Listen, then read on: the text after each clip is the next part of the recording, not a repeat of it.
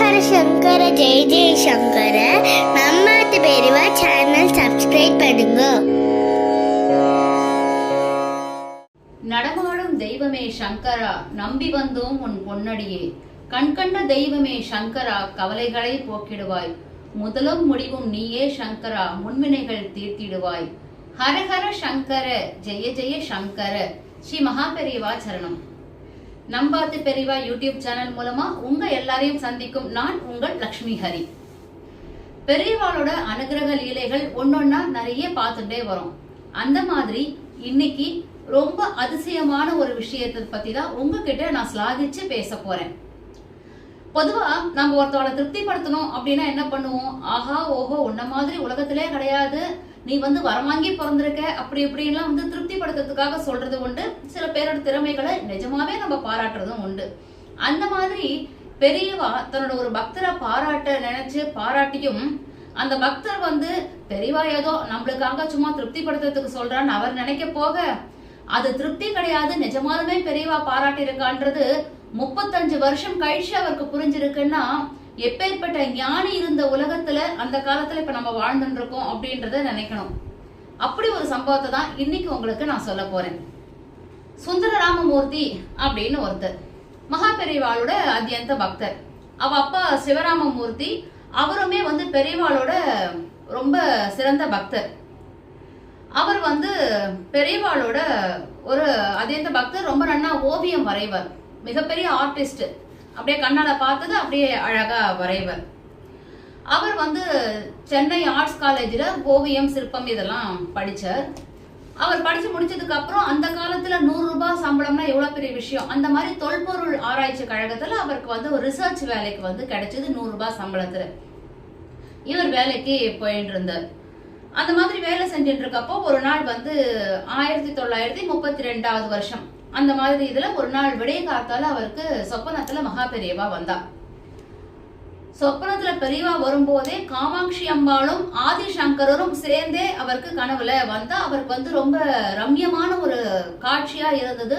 மகா பெரியவா, ஆதிசங்கரர், காமாட்சி அம்பாள் எல்லாம் அந்த சொப்பனத்துல வந்தது அவருக்கு ரொம்ப அதிசயமா இருந்தது. காத்தால எழுந்தார், கடகடன்னு தான் கனவுல என்ன கண்டோமோ அந்த ஆதிசங்கர ரூபத்தை அப்படியே வரைய ஆரம்பிச்சுட்டார். அவர் தான் நல்ல ஆர்டிஸ்ட் ஆச்சு. அப்படியே கண்ணால பார்த்ததை வரையும் போது கனவுல கண்டதை கண்டிப்பா அவரால் வரைய முடியும். ரொம்ப அழகா ஆதிசங்கர ரூபத்தை வரைஞ்சார். நேரம் அந்த படத்தை எடுத்துட்டு காஞ்சிபுரம் போனார். பெரியவாளை தரிசனம் பண்றதுக்கு போனார்.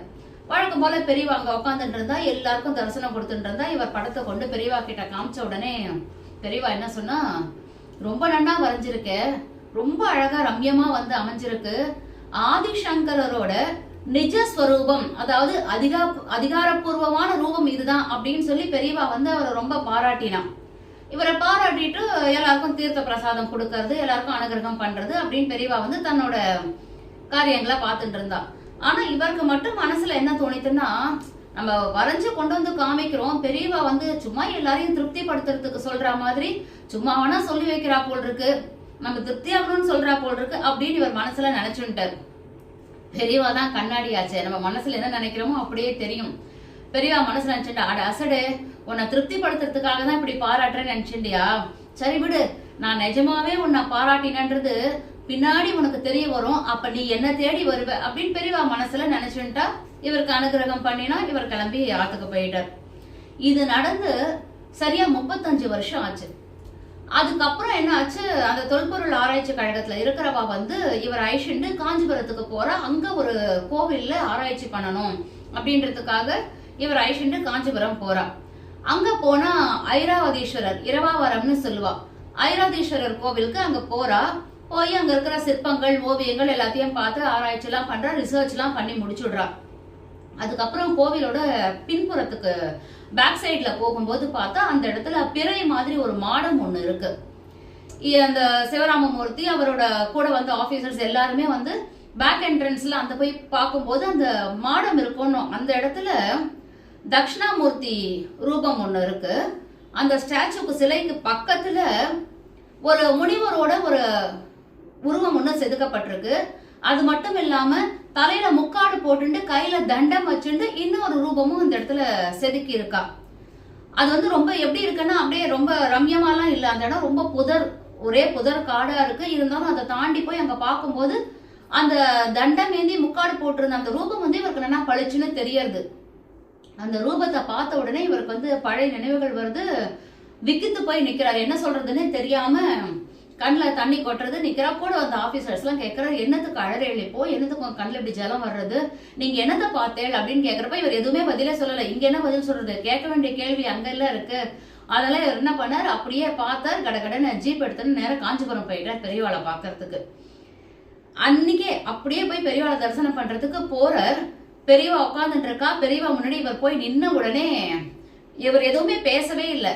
பெரியவா ஆரம்பிக்கிறா, என்ன பார்த்துட்டு வந்துட்டியா, இப்போ உனக்கு திருப்தியாச்சா? நான் தான் அன்னைக்கே சொன்னேன், ஆதிசங்கரோட ரூபத்தை அதிகாரபூர்வமா நீ வரைஞ்சிருக்க அப்படின்னு நான் சொன்னேனோ. ஐராவதீஸ்வரர் கோவில் போயிட்டு வரையா, இரவா வரம்னு சொல்வாளே, அங்கேருந்து தானே வர. இப்ப பாத்தியோன்னோ, அங்க நீ பார்த்தது ஆதிசங்கரோட அதிகாரபூர்வ ரூபம். கூட இருந்த முனிவர் ஒருத்தரை பாத்தியே, அவர் வியாசர். எப்பேற்பட்ட அனுகிரகம் பாத்தியா, இததான் நீ சரியா வரைஞ்சிருக்க நான் சொன்னேன் அப்படின்னு பெரியவா சொல்லி முடிச்ச உடனே சாஷ்டாங்கமா காலில் விழுந்து நமஸ்காரம் பண்றார். ஏன்னா 35 வருஷம் கழிச்சு இந்த மாதிரி ஒரு காட்சி நமக்கு கிடைக்க போறது, இப்படி ஒரு விஷயத்த நம்மளோட அபிஷியலா நம்ம பண்ண போறோம்ன்றது அந்த ஞானிக்கு தெரிஞ்சிருந்து, நான் சொல்ல கூட இல்லை, என்னை திருப்திப்படுத்துறதுக்காக தான் நீங்க சொல்றேன்னு அதை புரிஞ்சுட்டு பெரியவா வந்து எப்படி ஒரு அனுகிரகத்தை நடத்தி இருக்கா. பெரியவா உடனே இதையும் சொல்றா, உன்னை திருப்திப்படுத்துறதுக்காக நான் பாராட்டினேன்னு தானே நீ நினைச்சுட்ட, கிடையாது, இது நடக்கும்ன்றதுனாலதான் அன்னைக்கு நான் உன்னை சொன்னேன் அப்படின்னு சொல்லி பெரியவா இருக்கு அனுகிரகம் பண்றா. இவர் இதுக்கு மேல ஒண்ணுமே பேசவே வேண்டாம், ஆசீர்வாதம் வாங்கிட்டு கிளம்பி போயிடார். இதோட நின்னு போயிடல, இன்னொரு அனுகிரகமும் இவருக்கு ரொம்பவே பெருசா கிடைச்சது. என்ன அப்படின்னா, இவருக்கு வந்து ஃபாரின் போறதுக்கு, ஃபாரின்ல அங்க போய் ரிசர்ச் பண்றதுக்கு, ஜாவா அந்த மாதிரி கண்ட்ரிக்கு போறதுக்கு இவருக்கு வந்து ஆப்பர்ச்சுனிட்டி வருது. இவர் கிளம்பி அங்க போகணும். இவர் எது பண்றதா இருந்தாலும் பெரியவா கிட்ட போய் உத்தரவு வாங்கிட்டு தான் பண்ணுவார், எங்க போறதா இருந்தாலும் சரி. பெரியவாளை போய் பாக்குறாரு, இந்த மாதிரி என்ன ஜாவா அந்த இதெல்லாம் போக சொல்லியிருக்கா, நான் ரிசர்ச் பண்ணணும், நீங்க உத்தரவு கொடுங்கன்னா. பெரியவா வந்து பேஷா போயிட்டு வாயே, ரொம்ப நன்னா போய் எல்லாம் நன்னா பண்ணிட்டு வா, நீ உன்னோட இதெல்லாம் சக்சஸ் ஆகும், எல்லாம் பண்ணுவ. நீ அங்க போயிட்டு நம்ம ஆச்சாரியோட ரூபம் அங்க ஒண்ணு இருக்கு, அங்க ஒரு மாடம் மாதிரி இருக்கு, நீ போய் அவசியம் தரிசனம் பண்ணிட்டு வா, அதையும் போய் பார்த்துட்டு வா அப்படின்னு சொல்லி பெரியவா சொல்றார். இவருக்கு வந்து முதல்ல புரியல, இவர் கடல் கடந்து போனதே கிடையாது, பாரத தேசம் முழுக்க பாத யாத்திரை பண்ணிருக்கார். பாரதத்துல என்னென்ன இருக்குன்றது ஓகே, இங்க உட்காந்துட்டு எங்கேயோ இருக்கிற வெளிநாட்டுல இருக்கிறத இவர் சொல்றாரே அப்படின்னு சொல்லிட்டு இங்க இருந்து கிளம்பி போனார். அவரோட ரிசர்ச் முடிஞ்சது. பெரியவா சொன்னது மட்டும் மனசுல இருந்துட்டே இருந்தது. பெரியவா வந்து ஆச்சாரியா ரூபம் இருக்கு, தரிசனம் பண்ணிட்டு வா சொன்னாலே அப்படின்னு பெரியவா சொன்ன இடத்த போய் பாக்குறா. அந்த இடத்துல நம்ம ஆச்சாரியோட ரூபம் அங்க இருக்கு. தரிசனம் பண்ணிட்டு அங்க இருந்தே நினைச்சுக்கிறார், திரிகால ஞானினா இப்ப யாரு, சாட்சாத் மகா பெரியவா தான். அந்த தெய்வம் எங்க உக்காந்துட்டு உலகத்துல எங்கேயோ ஒரு மூலையில இருக்கிற நம்மளோட ஒரு இதை சொல்லி போய் பார்த்துட்டு வான்னு சொல்றாராம். எப்பேற்பட்ட ஞானி அவர் தான், தட்சிணாமூர்த்தி அவர் தான், ஆதிசங்கரர் அவர்தான், பரம்பொருள் சிவபெருமான் அப்படின்றது இதுக்கு மேல சொல்லணுமா அப்படின்றதே இல்லாம தன்னோட வேலையை பெரியவா அனுகிரகத்துல சக்சஸ்ஃபுல்லா முடிச்சுட்டு இந்தியா வர வந்து இங்க பெரியவாளை தரிசனம் பண்ணி நடந்து தன்னோட அனுபவம் அனுகிரகம் எல்லாத்தையுமே பெரியவா கிட்ட சொல்லி சாஷ்டாங்கமா விழுந்து மன்னிப்பு கேட்டு ஆசீர்வாதம் வாங்கிட்டு எல்லாமே அவர் வந்து பண்றார். பெரியவா அந்த வேதவியாசர் பக்கத்துல அந்த அவதார ரூபம் சொன்னாரு ஆதிசங்கரர்.